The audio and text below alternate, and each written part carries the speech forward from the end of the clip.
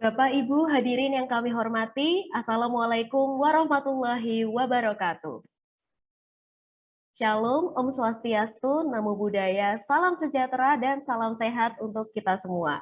Yang terhormat, Wakil Dekan Bidang Penelitian, Pengabdian kepada Masyarakat dan kerjasama Fakultas Geografi Universitas Gadjah Mada, yang kami hormati pembicara dan moderator webinar, serta yang kami hormati pula para peserta, para alumni yang telah hadir. Ini kebetulan saya juga dapat informasi yang paling senior di sini ada angkatan 79.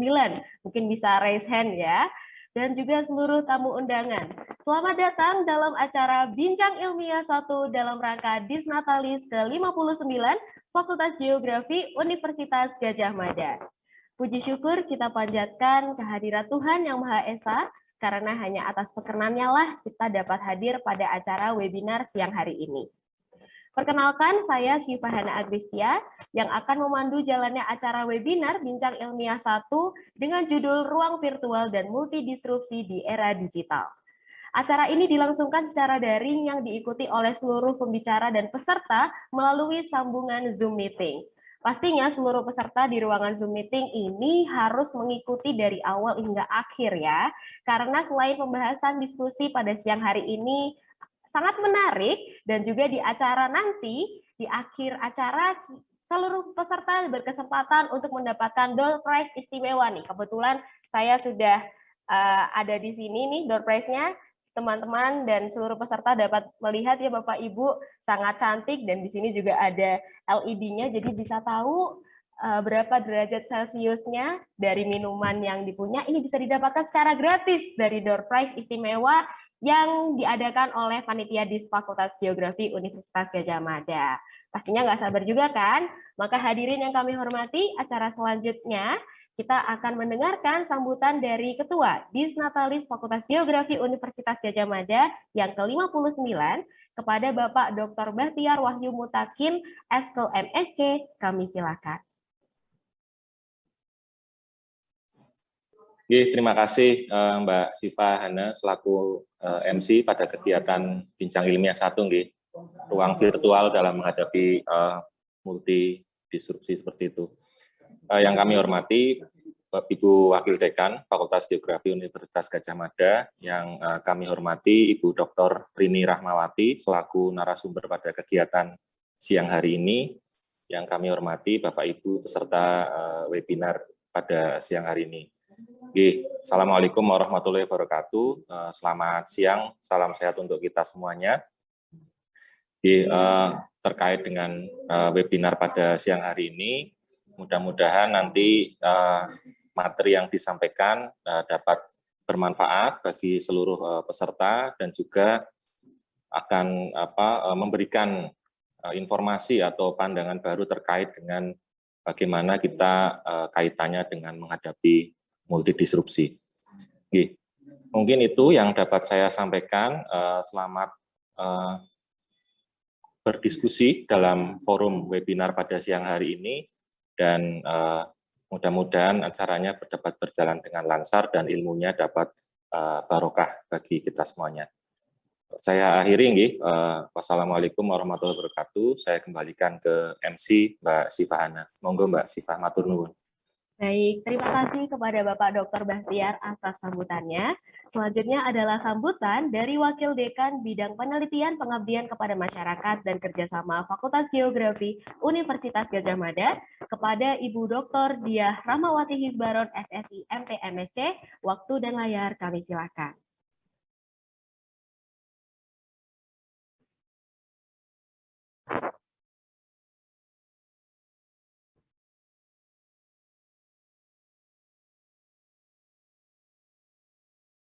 Mohon maaf sekali. Assalamualaikum warahmatullahi wabarakatuh. Selamat siang Bapak dan Ibu hadirin, Ibu yang saya hormati, Ibu Dr. Rini Rahmawati selaku narasumber, dan juga kepada Bapak Ibu panitia dari DIES di Fakultas Geografi UGM yang ke-57J. Terima kasih sekali Mbak Syifa yang sudah berkenan untuk memberikan alokasi waktu kepada kami membuka agenda webinar dalam rangka Dies Natalis yang ke-59, mohon maaf, Fakultas Geografi Universitas Gadjah Mada yang bertema mewujudkan masyarakat mandiri dan tangguh dalam menghadapi multidisrupsi. Tentunya tema yang akan kita bahas pada siang hari ini berkaitan dengan ekspertis yang sudah lama dirintis oleh Ibu Dr. Rini Rahmawati. Tentunya ini sangat tepat, ya, Bapak Ibu, yang bertema ruang virtual dan multidisrupsi di era digital. Siapapun saat ini mengalami kondisi yang mana saat bertransisi dari mekanisme yang sebelumnya senantiasa offline, sekarang kita harus berupaya menyediakan waktu, menyelaraskan diri dengan berbagai teknologi informasi, delivery ilmu pengetahuan juga tidak kemudian harus bertatap muka secara langsung, tetapi sudah bisa diupayakan dengan mekanisme yang sekarang juga kita jalani.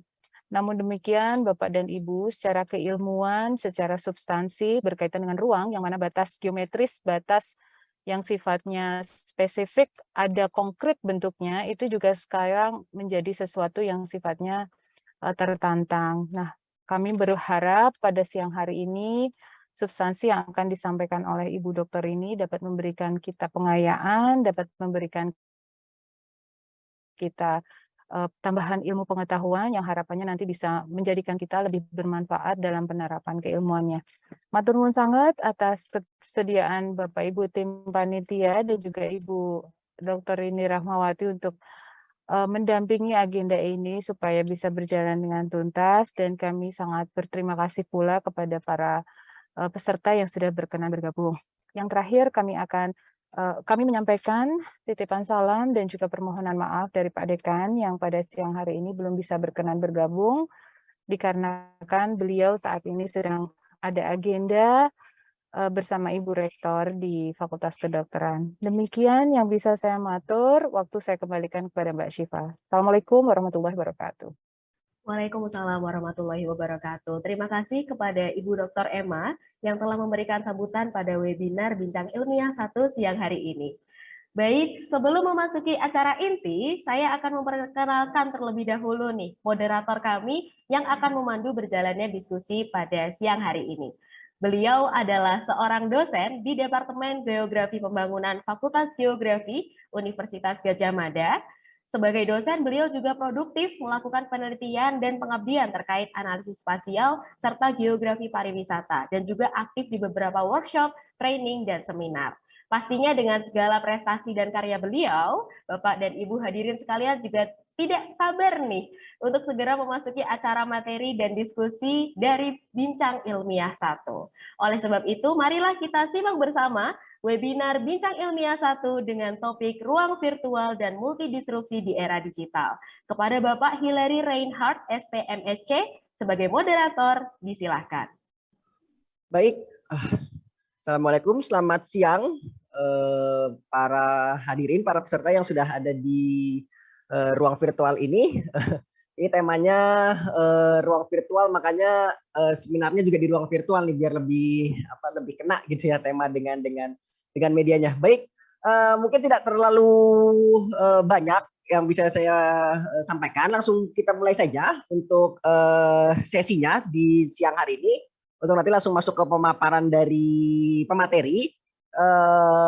Tapi sebelum masuk ke acara inti, ke pemaparan dari Dr. Rini Rahmawati SSIMT, mungkin mohon izin saya bacakan dulu untuk kurikulum vitae dari Dr. Rini Rahmawati. Ini memang ekspertisnya sesuai dengan topik mengenai ruang virtual dan multidisrupsi di era digital pada siang hari ini. Jadi saat ini Dr. Rini Rahmawati SSIMT menjabat sebagai Ketua Minat Studi Pembangunan Wilayah di Magister Geografi Fakultas Universitas Gadjah Mada, sekaligus menjadi koordinator beberapa kelompok studi ya. Ada kelompok studi Smart City, Village and Region, juga koordinator kelompok studi pengembangan perkotaan, dan saat ini menjadi pembimbing dan asesor gerakan menuju 100 Smart City Indonesia dari Kementerian Komunikasi dan Informatika Republik Indonesia.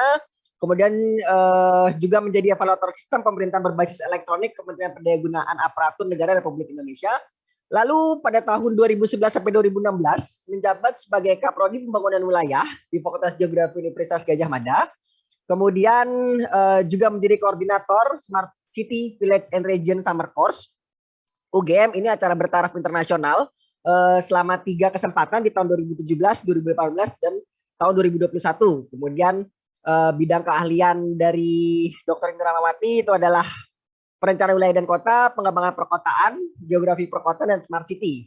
Lalu juga terlibat dalam banyak organisasi, khususnya pada Forum Network, Aura, IAP, IGI, APIK, kemudian juga menjadi chairman di 13th Asian Urbanization Conference yang diselenggarakan di UGM tahun 2016, dan juga menjadi IEEE Smart Community Member. Jadi dari CV-nya sudah tampak ya bagaimana ekspertis dan kompetensi dari Dr. Rini Rahmawati untuk materi di siang hari ini. Baik, untuk teknis nanti pemaparan akan dilakukan oleh pemateri selama kira-kira selama 40 menit.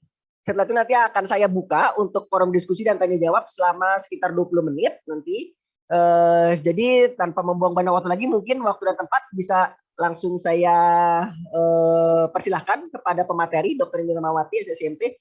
Waktu dan tempat saya persilakan Ibu. Terima kasih, selamat mengikuti pemaparannya. Baik, bismillahirrahmanirrahim. Assalamualaikum warahmatullahi wabarakatuh.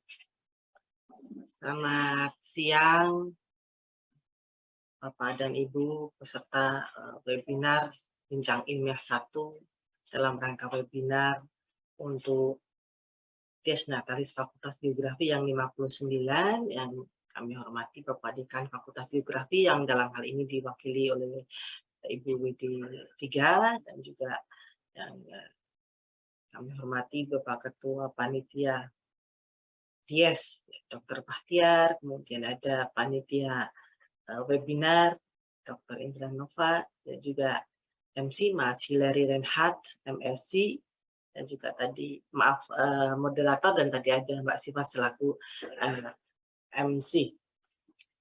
Terima kasih atas kesempatannya. Pada siang hari ini saya mendapatkan tugas dari fakultas untuk menyampaikan materi mengenai ruang virtual dan multidisrupsi di era digital. Semoga nanti saya bisa menyampaikan materi sesuai dengan yang diharapkan, karena memang materinya banyak sekali. Ini saya upayakan dalam waktu 40 menit bisa tersampaikan dengan baik ya. Nah, semoga sudah tayang ya. Baik. Baik, Bapak Ibu serta seluruhnya, ada mahasiswa, ada alumni, para praktisi juga dari lingkungan pemerintah daerah. Di sini ada 3 kata kunci yang mungkin nanti akan saya uraikan di dalamnya terkait dengan ruang virtual, disrupsi, dan era digital. Multidisrupsi ini saya mengikuti tema dari Dies, sehingga saya tuliskan sesuai dengan tema Dies.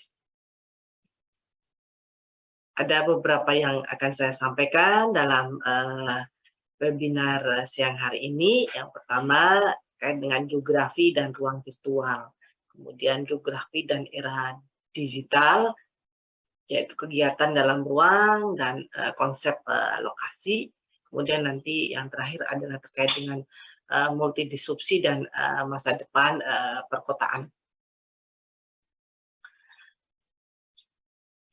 Baik, saya awali dulu dengan geografi dan ruang virtual. Sebetulnya materi ini juga masuk dalam mata kuliah yang saya ajarkan, baik itu teori keruangan maupun Space and Place in Globalization, dan juga ada mata kuliah Smart City Village and Region yang saya berikan di Fakultas Geografi maupun di S2 minat studi pembangunan wilayah, dan juga di Magister Geografi. Kita awali dulu dengan definisi dari space, ya, karena ruang virtual terkait dengan Apa itu space itu sebetulnya? Nah, space ini yang kita kenal pada beberapa waktu yang lalu adalah terkait dengan definisi secara absolut, ada sesuatu yang nyata. Kalau berbicara tentang ruang adalah sesuatu yang nyata, ada bentuk fisiknya. Nah, biasanya juga ditunjukkan dengan karakteristik berupa konsentrasi dan penyebarannya seperti apa begitu. Kemudian ahli geografi dalam ruang biasanya menggunakan peta untuk menggambarkan tentang lokasi, distribusi, sebaran, dan melakukan hubungan lokasional atau analisis spasial. Itu yang kita kenal dengan space atau ruang per tahun-tahun lamanya. Nah, sebetulnya juga sudah ini Gödel ini juga sudah menjelaskan mengenai ruang relatif yang sangat terpengaruhi oleh adanya perubahan sosial ekonomi dan kemajuan teknologi. Banyak sekali sebagai contoh dari ruang relatif sebagaimana yang ada dalam slide yang tertayang. Ada activity space, ada interpersonal space, movement space, open space, dan personal space, dan lain-lainnya. Namun di sini saya akan menyampaikan, lebih menekankan kepada yang virtual space.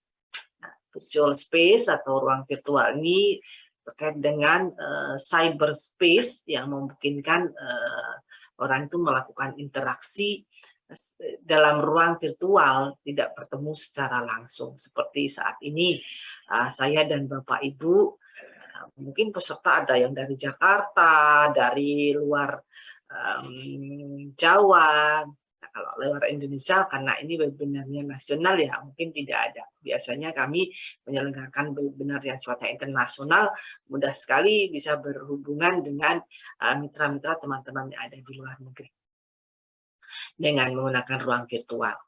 Kemudian ruang virtual ini juga erat kaitannya dengan globalisasi, di mana sekarang batas ruang fisik ini sudah menjadi sudah tidak terbatasi lagi. Dengan mudahnya kita melakukan kegiatan yang sifatnya adalah kegiatan global. Nah, kemudian ya, ini ada dua buku yang menarik untuk kita kaitkan. Yang pertama terkait dengan The World is Flat, dan buku yang kedua Collapsing Time and Place. Mari kita lihat masing-masing. Jadi mohon maaf ini penyampaiannya di awal lebih banyak ke konsep teori dan konsep. Dalam buku The World is Flat ini sangat menarik sekali. Di sana Friedman itu menggambarkan kekuatan teknologi informasi dan komunikasi yang menjadikan dunia ini seolah datar. Ya, seseorang bisa menggunakan komputer, laptop mereka, dan melakukan pekerjaan melalui perangkat digital dalam waktu dan tempat yang sangat fleksibel. Sebetulnya kita semua sudah praktekkan ini, di mana triggernya atau yang menguatkan kita melompat pada pemanfaatan teknologi informasi komunikasi yang luar biasa itu adalah momen ketika pandemi COVID-19 kemarin terjadi. Itu luar biasa. Ya, kami melakukan penelitian jauh sebelumnya, tahun 2005 mulai start meneliti tentang pemanfaatan information komunikasi dan teknologi. Tetapi begitu terjadi pandemi kemarin, semua, tidak hanya para pengguna ICT, semuanya dipaksa untuk menggunakan teknologi tersebut.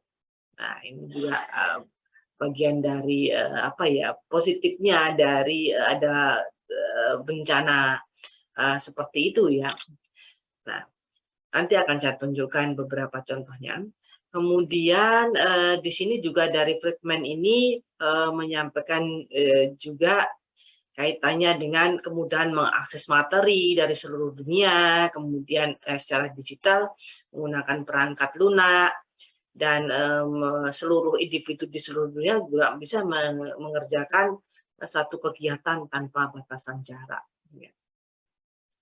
Nah, kemudian tahun 91 sebetulnya Brown and Reinbart itu juga sudah menulis tentang collapsing space and time. Jadi kaitannya ruang dan waktu itu menjadi luruh atau distance decay karena kemajuan teknologi.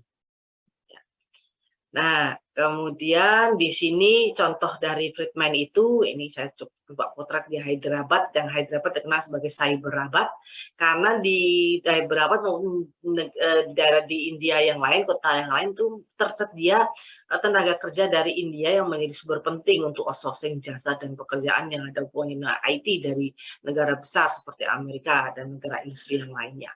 Nah, sehingga menunjukkan globalisasi dan kemajuan TIK karena ada perusahaan outsourcing di India.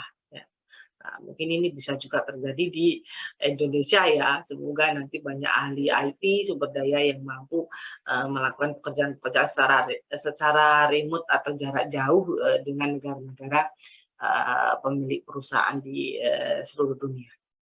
Kemudian, nah ini riset saya, tapi belum saya tulis ini, belum ada waktu untuk menulis khusus yang ini, ya, virtual office dan co-working space. Sebenarnya menarik ini sudah sebelum pandemi, tapi mau saya lihat setelah pandemi bagaimana pemanfaatannya.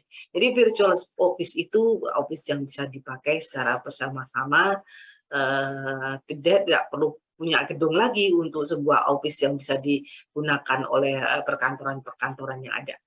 Kemudian co-working space yang mungkin adik-adik di sini mahasiswa juga sudah sering menggunakan co-working space ini ya. Jadi bisa bekerja dengan ruang yang disewa, kemudian asalkan di sana ada ICT ya. Kita melihat di kota Yogyakarta ini sudah ada di virtual space, virtual office sekitar 6 atau ya kurang dari 10, kalau co-working space ini sudah banyak sekali kita ada. Nah, kemudian dengan adanya pemanfaatan ICT, bahkan satu negara mempunyai kebijakan untuk memindahkan pusat pemerintahannya jauh, kantor-kantor kementeriannya jauh dari ibu kota, tidak di Kuala Lumpur lagi, tapi di Putrajaya, dan juga membangun membangun area bisnis yang besar sekali di sana. Memang ini selalu saya jadikan contoh ya, yang di Malaysia ini dan India adalah contoh yang bagus, sehingga ini ruang yang macet di pusat kota, di ibu kota bisa terkurangi ya, karena pusat perkantoran pemerintahan ada dipindahkan di pinggiran karena adanya pemanfaatan ICT. Kemudian saya akan melanjutkan dengan geografi dan era digital, kegiatan dalam ruang dan konsep lokasi.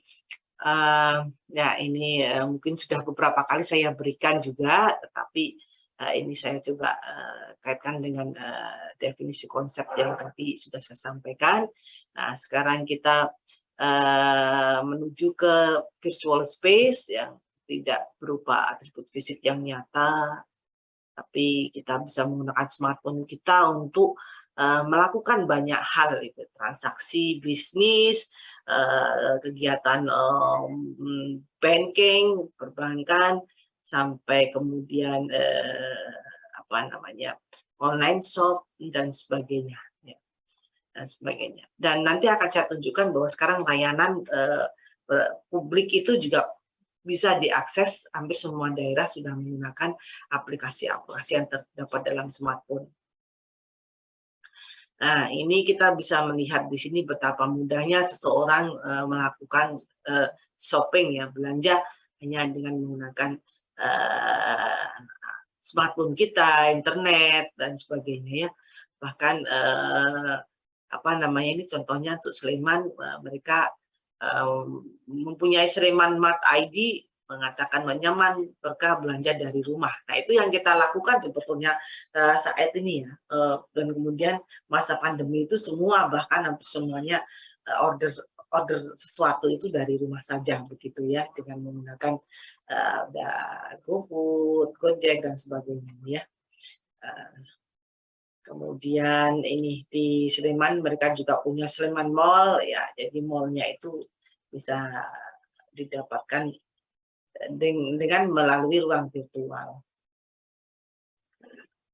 Dan alat transportasi juga berbasis ICT ya, dengan mudahnya kita menggunakan semuanya ini seolah-olah menjadi pengganti public transportation ya di kita. Nah, tidak hanya di Indonesia, sebenarnya di beberapa negara ya, saya pernah menggunakan di Vietnam, saya menggunakan yang mobil ya, mobil online. Itu saya pernah mengunjungi mahasiswa, saya sedang ikut apa namanya conference. Nah, itu menggunakan layanan mobil online itu. Kemudian ini karya tulisan sudah lama sekali, 2012 memang kami sudah meneliti sejak awal ya, 2005 dan 2011 kita publish ada 2 artikel di jurnal. Ini menunjukkan betapa bahwa pergerakan manusia itu menjadi hanya titik atau dot saja karena penggunaan ICT, tidak ada pergerakan lagi. Nah, kemudian ini melahirkan konsep baru tentang space and place terkait dengan location, decentralization location. Walaupun sudah banyak penulis lainnya yang menulis, kita jadikan referensi ya. Di sana ada Stilwell, Castle, Graham, dan sebagainya. Kemudian kami meneliti ada desentralisasi lokasi yang kami dapati di pinggiran kota yang menggoyahkan teori-teori lokasi. Semuanya tadinya di CBD, Center Business District, nah sekarang bisa menempati zona-zona yang lainnya. Ini dari teori yang saya sampaikan di teori keruangan. Nah, ini apa namanya seperti ini apa namanya gambarnya. Kemudian, nah inilah dari peta kita bisa melihat bahwa ruang usaha itu tempat usaha itu bahkan ke pinggiran kota. Bahkan ke rural area. Ini penelitian sudah lama sekali ini ya, menunjukkan bahwa kekuatan ICT. Ini juga setelah ICT, ruang-ruang usaha di tempat yang tidak strategis lagi gitu ya. Ini saya tuliskan di 2 jurnal ya, tentang itu. Dan buku saya yang belum sempat saya tulis kembali ya, ini tahun 2014. Sudah pengembangan perkotaan dalam era teknologi informasi dan komunikasi. Waktu itu penyebutannya masih cyber city, belum smart city di beberapa kota. Kemudian ya sebetulnya penjelasannya bisa menjadi sangat cepat ya. Nanti diskusinya yang mungkin kita bisa lama karena ternyata kita sudah sampai pada ini ya, bahasan tentang multidisrupsi dan masa depan perkotaan ini. Jadi sudah bagian ketiganya dari apa yang sebetulnya ingin saya ungkapkan dalam paparan ini. Ya, di sini saya ingin memukakan terkait dengan ICT dan urbanization. Jadi selalu di kelas saya sampaikan kepada mahasiswa bahwa jangan lupa bahwa definisi urbanisasi itu tidak hanya perpindahan penduduk dari desa ke kota, tapi juga bisa perubahan kondisi sosial, ekonomi, budaya, sosial budaya, kemudian berubahnya ruang menjadi mengkota. Nah, ini sini karena adanya pemanfaatan ICT, kemudian sekarang kita mendapatnya ada the changing of lifestyle dalam hal communication. Ya, pasti semuanya merasakan itu ya. Misalnya saya sendiri juga berkomunikasi dengan tetangga, itu tidak usah membuka pintu, membuka pagar, kemudian tidak perlu lagi untuk apa namanya bersay hello keluar masuk ke rumahnya, tidak, tapi cukup dengan WA ya, bagaimana kabarnya. Bahkan sampai memberikan oleh-oleh juga tidak perlu terlalu mengganggu mereka gitu. Itu tadi ada makanan, sedikit makanan ya cantelkan di apa namanya di pintu kamarnya. Begitu juga kalau kita pesan makanan itu ya dengan misalnya GoFood itu juga di situ pintar, itu pasti sudah melalui survei. Ketika kita menerima layanan itu kita bisa minta tolong taruh di pagar, kabari ya setelahnya gitu ya. Nah, itu sangat bagus sekali idenya yang seperti itu. Ketika pandemi itu juga kita kan nggak mau ya bertemu dengan banyak orang. Kadang kita minta cantelkan saja di pagar ya. Nah, itu changing of lifestyle saya kira. Payment tools ya, itu juga payment. Payment itu kita membayar itu cukup membawa kartu, tidak usah membawa uang banyak. Ya, misalnya bepergian ke luar negeri nih ya, banyak sudah mereka yang membayar hotel, membayar pesawat, membayar apapun yang kita beli itu hanya dengan kartu saja. Nah itu kalau bepergian keluar harus punya kartu kredit satu debit itu memudahkan. Dan di sini juga seperti itu, anak-anak muda ini sekarang juga kalau membeli es atau membeli makanan itu harganya tidak terlalu mahal, misalnya juga tetap pakai kartu karena memang ada yang minta restoran atau warung yang minta mereka berbayar pakai cashless. Ya. Bahkan di penelitian dari mahasiswa saya di Denpasar itu sudah ada yang satu tempat yang mereka hanya menerima cashless saja, tidak membayar uang dengan uang. Shopping manner jelas ya, shopping manner ini kita bisa membeli sesuatu dengan mudahnya ya, transaksi sangat mudah sekali. Tapi ini di luar pembahasan terkait dengan kriminal ya, cybercrime ya. Itu saya tidak meneliti tentang itu memang, ya, tapi ada mahasiswa juga yang melakukan penelitian, saya mengujinya. Nah, saya sendiri juga mempunyai kegiatan kecil-kecilan terkait dengan shopping online shop ini agar supaya saya tahu mengalami langsung bagaimana menerima order, bagaimana menjual dan sebagainya ya, untuk bisa terjun langsung meneliti dan juga sekaligus sebagai pelaku usaha. Kemudian ya ada perubahan juga pada space use dan people movement ya. Space use, bagaimana kita memanfaatkan ruang. Sekarang ini kan banyak hiburan yang kita dapatkan dari YouTube atau dari ruang virtual ya, sehingga sekarang itu banyak orang yang mencari hiburan itu ya cukup dengan alat kecil ini, ruang kecil, ruang virtual itu. Tidak perlu, maaf ini ya, kalau dulu itu kalau menurut teorinya tadi yang ada gambarnya tadi itu ya, itu di CBD area ada teater, ada tempat untuk suatu kota pasti ditunjukkan ada itunya, ada teater, ada tempat untuk melihat pertunjukan. Tapi di kota-kota sekarang nggak jarang ya, karena semua itu bisa kita dapatkan dengan melalui ruang virtual. Nah, kemudian people movement, harapannya tadi dengan belanja dari rumah, kemudian dari menggunakan ruang virtual atau internet atau smartphone kita, kemudian transaksi perbankan juga sudah bisa dilakukan sendiri, terus akses pelayanan dari pemerintah, layanan publik bisa dilakukan dengan cara online. Harapannya itu ruang pergerakan itu akan menjadi semakin sedikit pemanfaatannya. Nah, ini yang sekarang yang saya juga tertarik untuk melakukan penelitian itu. Mengapa kita sudah banyak menggunakan ruang virtual, tetapi ruang pergerakan ya, space movement space itu masih menunjukkan pemanfaatan yang sangat tinggi. Di sana-sini masih ada kemacetan. Karena sebagian juga teralihkan dengan itu tadi ya, motor online, mobil online yang mereka juga melakukan movement untuk mengantarkan barang, orderan kita, dan juga membawa penumpang yang sifatnya individual ya, tidak terlayani oleh public transport yang cukup bagus, besar misalnya dengan bus atau tram, itu yang kita dapatkan kalau kita bepergian di luar negeri ya. Mungkin ini Bapak Ibu apa teman-teman yang sudah lama tinggal di luar, sekolah di luar sudah tahu betul ya. Kami juga melakukan penelitian, salah satunya misalnya di Paris itu ya, kita bisa pakai metro. Pak Bahtiar ini ya sudah pengalaman sekali di negara itu. Nah, kemudian di Bukares kemarin rumahnya juga kita sudah mencoba metro, tapi metronya tentunya berbeda dengan yang kita temui di negara yang satunya itu tadi. Tetapi di Indonesia ya, di kota Yogyakarta sendiri kita melihatnya masih sangat kurang public transport, kurang dari sisi ketertarikan untuk memanfaatkannya.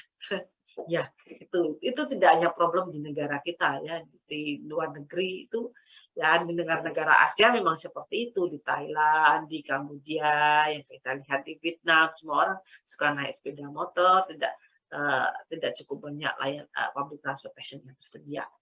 Nah, itu jadinya menarik untuk diteliti ke depannya apakah ICT kemudian pemanfaatan ruang virtual menurunkan people movement ini. Kalau dari penelitian saya awalnya tahun 2012, iya memang begitu kesimpulannya.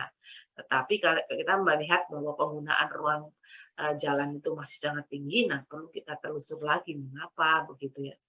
Kemudian the changing in managing cities ya. Ini kebetulan karena saya menjadi pembimbing Smart City, evaluator Smart City, dan juga ya berkegiatan terkait dengan itu, riset tentang itu, baik dari Kementerian Kominfo, Kementerian Pendidikan dan Kebudayaan, ya dari riset dapat pendanaan dari situ. Kita bisa melihat bahwa sekarang itu kota-kota terkelola dengan baik karena masing-masing kota itu memiliki lompatan inovasi dalam berbagai hal, ya. Tentunya ini kan karena adanya pemanfaatan ICT ini. Nanti kita lihat inovasinya seperti apa. Termasuk juga changing of delivering aspiration. Ya, masyarakat dengan mudahnya melakukan aspirasi langsung pada kepala daerah, ada gubernur, bupati, wali kota, tinggal menggunakan Twitter, tinggal menggunakan lapor seperti apa ya, nanti saya tunjukkan ya. Nah, kemudian suburbanization fenomena itu ditunjukkan dengan yang tadi saya sampaikan tentang location decentralization, ya, di mana perusahaan, kantor itu bergerak dari pusat kota, tidak di tempat lagi tapi di pinggiran kota. Nah, sekarang kita masuk ke bagian yang intinya sebetulnya disrupsi ini, ya. Saya pakai definisi yang mudah saja, ya. Kita lihat dari KPBI sebagai satu hal yang terjabut dari akarnya. Akarnya itu berarti tidak tertanam selama ini yang tertanam, begitu ya. Tapi sesuatu yang menjadi tiba-tiba fenomena di mana terdapat perubahan yang terjadi, lompatan yang besar keluar dari tatanan yang lama, ya, mengubah sistem yang lama menjadi sistem yang baru. Salah satunya karena dampak pemanfaatan teknologi informasi dan komunikasi. Ya, karena kita juga tahu bahwa jaringan internet sudah mendunia. Ya, kami mendampingi beberapa kabupaten kota untuk smart city, area blank spot-nya itu hanya beberapa saja gitu. Hampir semuanya indikatornya berapa yang blank spot berapa banyak gitu. Yang PRN nanti baru diselesaikan untuk bukunya, Pak. Kalau banyak nanti juga tentunya belum siap, ya, dalam memberikan layanan berbasis ICT. Kemudian perkembangan teknologi digital ditandai dengan meluasnya internet tadi, dan juga ada revolusi industri 4.0, penggunaan Internet of Things, ada cyber physical system, big data, dan berbagai layanan yang memanfaatkan teknologi informasi. Gitu, ya. Multi disrupsi, ya, berbagai hal, ya, disrupsi berbagai lompatan dalam, saya membahasnya itu ada berbagai lompatan dalam berbagai sektor, dalam berbagai bidang, dalam berbagai hal. Nanti kami tunjukkan. Nah, lanjutannya bahwa ini sebagai kondisi yang perubahannya secara masif akibat inovasi tadi dan tatanan yang berubah, perubahan yang besar di dunia bisnis. Ini sebagai tantangan yang berat tentunya. Perusahaan memang harus berinovasi secara tiada henti. Kalau yang kami dampingi kabupaten kota dengan sebagai smart city, gitu ya, mereka juga melakukan inovasi yang tanpa henti. Luar biasa, ini harus melakukan inovasi terus nih sepanjang waktu, ya, karena ada program jangka panjangnya, menengah dan pendek untuk master plan smart city mereka. Dan juga ada quick win yang harus dilakukan dalam setiap tahunnya, atau program cepat yang memberikan manfaat pada masyarakat luas. Nah, dampak yang paling signifikan dari disrupsi ini, ya, kalau suatu perusahaan bisa bangkrut apabila perusahaan itu enggan melakukan transformasi digital, begitu. Misalnya dalam bidang media cetak, bisnis retail, moda transportasi konvensional itu, ya, itu semuanya itu akan terkalahkan dengan hal-hal yang baru, begitu. Ya, kita sekarang sudah masukkan ada marketplace.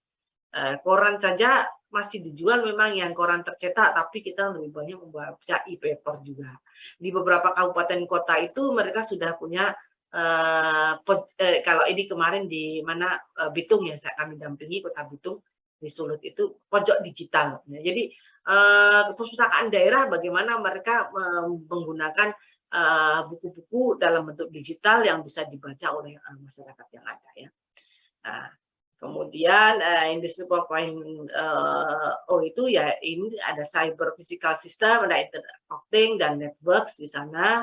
Secara cepat saya sampaikan karena intinya bukan ini, sebetulnya ada penggunaan big data, robotika, otomasi dan lain-lainnya. Kemudian kita bisa menanyakan bahwa kita sebetulnya Indonesia pada level berapa sih dari readiness index ini, ya, tingkat kesiapannya. apakah sudah menerapkan atau baru pada sedang kesiapannya. Ya.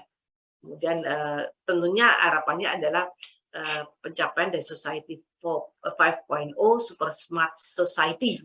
Apakah kita baru sampai pada 4.0 Information Society atau sudah sampai pada Super Smart Society? Nah, ini tentunya ada digital transformation ini. Ya, agar supaya kalau ada digital transformation berarti kita sudah masuk dalam Society 5.0. Nah, ini ya seperti ini. Society 5.0 itu ya ada di tingkatan yang paling tinggi saat ini. Kalau baru invention of computers, start of information distribution information society ini baru yang ke belum society 5 ini, tapi 5 itu lebih super lagi. Nah, ini beberapa hal yang hal untuk menghadapi disrupsi, yaitu inovasi tiada henti. Semuanya, baik dalam bidang pendidikan, kesehatan, pemerintahan, juga ekonomi, ya itu harus ada inovasi. Dan juga SDM yang berkualitas bisa menggunakan teknologi baru. Tadi bisa kita lihat contohnya yang di India. India itu kan juga Amerika itu meng-hire tenaga kerja dari India karena mereka tuh memang dari sisi skill bahasa Inggrisnya bagus dan juga kemampuan terhadap literasi digital dan IT-nya juga bagus. Sehingga kemudian ini menjadi satu poin lebih. Dan juga harus ada transformasi digital. Itu memang keharusan, apalagi sekarang anak-anak muda sekarang ini kan sangat mudah sekali mereka menggunakan alat-alat yang berbasis IT atau digital ini. Beberapa contoh secara cepat saya sampaikan karena waktunya juga ya sudah berjalan masih kurang sekitar 10 menit. Nah, ini sebenarnya tulisan lama ini 2014 ya. Dan 2013 kita lihat di Thailand dan di Indonesia ini. Kita berkunjung ke Thailand, mereka punya traffic control and command center. Nah, ada CCTV, ada computer network for traffic statistic situation, red light camera system, sehingga mereka itu di sana kalau menerabas lampu merah ya sudah tidak ada polisi yang turun ke jalan nyemprit dan sebagainya. Sudah terekam, oh ini nomornya berapa sih gitu. Nah, nanti ya tidak langsung ditindak, tapi diberi surat. Nah, untuk membayar denda. Kalau tidak mau, ya berarti tahun depannya tidak akan terbit itu yang namanya STNK. Begitu saja kan sudah dia mengatasi persoalan. Nah, di Indonesia juga sudah punya, kita sudah punya ICT Based Transportation Information System untuk mengatasi traffic congestion di Jakarta dengan ada TMC Traffic Management Control ya, salah satunya. Nah, ini ada pengguna-penggunanya melalui Twitter, Instagram, Facebook itu ya. Untuk mengakses layanan ini sampai di sini macet nggak informasi, tapi sebenarnya bisa dari sekarang advance-nya juga Google Map itu sudah terlihat macet atau tidaknya ya. Tapi ketika kita kita bisa ya lihat ya, sebelum kita masuk ke dalam suatu ruas jalan. Nah, ini yang kami teliti juga, Jogja itu mempunyai aplikasi Jogja Istimewa ya, dia punya aplikasi ini untuk informasi wilayahnya, baik itu menyangkut tentang tourism, information, dan sebagainya. Sehingga sangat mendukung untuk smart ekonomi maupun smart branding. Bukan branding ya, nanti saya perbaiki branding ya. Nah, ini di sini ada banyak, Anda nanti bisa download aplikasi ini ya, sehingga semua informasi ada di aplikasi Jogja Istimewa ini ya. Restoran di mana, rumah sakit di mana, ya. Jadi aplikasi mengikuti tren dan perubahan perilaku sebagai media promosi daerah juga, dan informasinya lebih mudah dan akurat. Nah, ini yang kami teliti juga sekarang batik laweyan itu merupakan UKM digital. Jadi kita belanjanya nggak usah datang ke sana, apalagi masa pandemi kemarin ya. Ini sudah dibantu oleh Telkom untuk membuat UKM digital. Risetnya belum di tahun berapa ya, lama ini ada teman-teman alumni ikut dulu ketika mahasiswa. Ya, jadi dapat dengan mudah kita belanja sesuatu. Nah, ini kalau Kabupaten Kendal yang kami dampingi Smart City-nya, master plan-nya dalam penyusunan, dia punya quick win poskamling pintar ya. Jadi di RT tertentu yang menjadi pilot project, kalau ada bencana, kalau ada kriminalitas, kebakaran, dan sebagainya, mereka tinggal memanage apa namanya yang ada di aplikasi Puskami Pintar, dan juga ada lapor Mbak No, ini lapor kepada Ibu Bupati, waktu itu masih Ibu Bupati ya. Kemudian langsung beliau, kemudian Yankes online pelayanan kesehatan 119 ada di beberapa kota, itu banyak yang sudah memiliki ya, meminta ambulan dan sebagainya. Ini saya kira pada masa pandemi kemarin sangat membantu sekali. Di apa namanya di Kutai Kartanegara yang kami dampingi Mas Smart City-nya juga, mereka sampai kemudian mulai berpikir bahwa memikirkan membuat aplikasi yang ini ya untuk persoalan sosial, kasus KDRT, ada mobil yang sifatnya mobile menjemput yang kena kasus, kemudian harapannya mereka punya online system yang bisa mendapatkan pertolongan segera. Nah, ini inovasi yang mereka harapkan dari sisi smart society. Kemudian kalau dari smart environment banyak sekali, misalnya Kutai Kartanegara ini juga punya inovasi smart bio village, inovasi pelatihan rutin untuk penyuluhan, inovasi membangun sistem pelayanan pengolahan limbah berbasis elektronik, inovasi pengadaan media online dalam kampanye lingkungan. Jadi semua inovasi semua isinya. Ini untuk pengelolaan sampah terpadu itu juga ada inovasinya. Jadi semua memang berpikir inovasi. Ini dari sisi smart environment. Kalau ya ini contohnya salah satunya smart bio village itu melakukan apa sih gitu, memahami permasalahan lingkungan untuk melindungi, melibatkan desa-desa yang ada dengan menggunakan aplikasi-aplikasi yang sudah tersedia dan terhubung dengan kementerian. Kemudian yang kami dampingi juga Kota Bitung, mereka punya quick win atau program yang akan diterapkan dalam waktu yang pendek. Ada Robijam untuk penanganan sampah, Trash for Life dan sebagainya ya, sampai membuat inovasi-inovasi. Ya. Musyawarah sepakatanmu, masyarakat mengidentifikasikan bencana dan menyepakatinya di tingkat RT sehingga dapat secara mandiri menangani bencana. Nah, ini beberapa aplikasi yang ada di Jakarta, Jaki, mahasiswa saya juga ada yang meneliti ini, aplikasi Pusat Informasi dan Layanan Masyarakat milik pemerintah untuk memenuhi kebutuhan warga, hampir seperti Jogja Istimewa itu. Ada Simpleng di Banyuwangi untuk pengujian kualitas lingkungan, ada Simple untuk pelaporan elektronik lingkungan hidup ya. Nah, ini yang sudah lama kami teliti juga tahun 2014 kalau Yogyakarta mereka punya unit pelayanan informasi dan keluhan. Jadi tinggal SMS, tinggal WA ya. Fax kalau dulu belum ada WA tahun 2014. Nah, kemudian email ya untuk komplain, memberikan saran pada pemerintah dan sebagainya. Nah, ini yang di Bandung juga sudah memiliki ini ya. Jadi ada catatannya di sini berapa banyak yang melapor lewat media yang mana gitu. Namanya lapor. Nah, kemudian di sini ini mahasiswa saya juga yang melakukan penelitian setelah kami tim meneliti tentang layanan kependudukan ya. Jadi di sana di Kabupaten Kebumen, kebetulan saya membimbing Smart City-nya Kabupaten Kebumen juga, mereka punya SIAK, Sistem Informasi Administrasi Kependudukan, yang kemudian ini bisa dimanfaatkan oleh desa-desa atau kecamatan yang ada. 15 kecamatan dari 26 untuk mendapatkan layanan kios pelandu ini ya, kios untuk pelayanan kependudukan ini. Memudahkan karena bisa menggunakan layanan melalui kios pelandu ini. Kemudian Sonjo ini mahasiswa saya juga melakukan penelitian tentang ini, di mana pada masa pandemi COVID-19 ini sebagai terobosan baru sangat bermanfaat sekali, walaupun memang lebih banyak menggunakan pemasaran dan sebagainya menggunakan WA. Ini screen WA contohnya.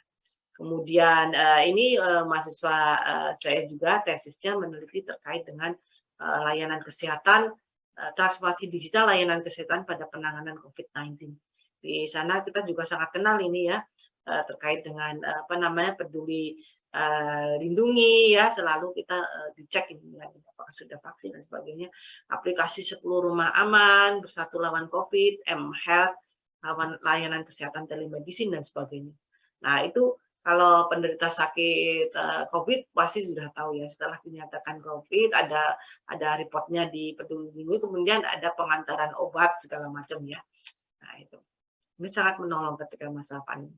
Nah, ini hasil penelitian kami juga, kita mencoba memetakan list of application to handle COVID-19 in several Indonesian Smart Cities Agency. Nah, ini banyak sekali. Ini cuma 2 tabel yang saya tampilkan di sini ya. Padahal tabelnya masih banyak lagi ya. Nanti di sini bisa dilihat karena waktunya banyak sekali aplikasi-aplikasi di beberapa kabupaten kota smart city itu. Ini kami tampilkan sini aja. Nanti yang lainnya bisa dibaca di publikasi ini di Infrastructure Journal-nya tentang the use of ICT-based application to support the implementation of smart city during the COVID-19 pandemic in Indonesia. Kemudian juga ini kami melakukan riset di 5 kota kabupaten yang smart city implementasinya bagus, Jakarta, Banyuwangi, Makassar, Semarang, Surabaya. Nah, ini semua dimensi smart city, ada smart governance, branding, ekonomi, living, society, dan environment. Ini ada aplikasi-aplikasi yang digunakan ya. Methods of application in service comparison during the COVID-19 pandemic. Jadi dalam masa pandemi COVID-19 ini ada aplikasi yang sangat membantu sekali untuk mengatasi berbagai persoalan Pak, dari seluruh dimensi smart city. Ya. Nanti bisa dilihat dari tulisan kami di ini. Innovation in coping with the COVID-19 pandemic, the best practices from 5 smart cities in Indonesia. Ini dari jurnal sustainability. Kemudian dari jurnal yang lain juga kita coba meneliti tentang work from home. Ke banyak pengguna ICT di sini sangat membantu sekali ketika mereka melakukan work from home, dan mereka menyatakan bahwa positifnya adalah sangat efektif, efisien, time saving, controllable, comfortable atmosphere, high flexibility, dan sebagainya. Nah, ini mereka sangat terkurangi pemanfaatan ICT dengan ini.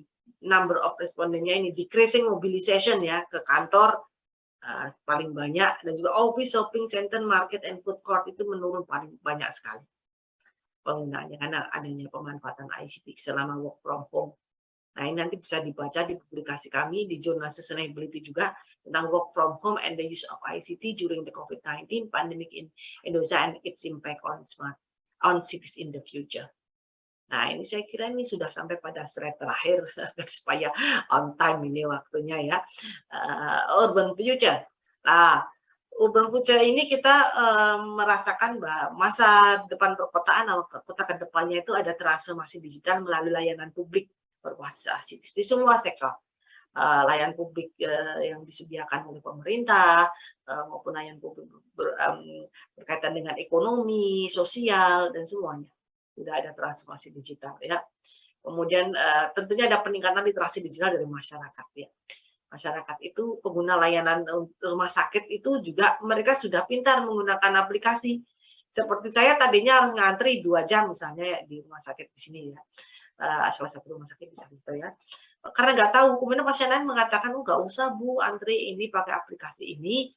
Nah, nanti yang 2 jam itu terkurangi, tinggal kita nanti dipanggil di dokter. Gitu. Nah, itu semacam itu kalau sudah terbiasa orang tua pun bisa gitu ya. Di kabupaten yang salah satu kabupaten kami dampingi, mereka juga punya ya pemesanan melihat kamar untuk opname dan sebagainya itu bisa itu. Literasi digital itu sudah ke masyarakat kita sudah bagus sekali ya. Semua masyarakat sudah mengalami peningkatan literasi digital ini.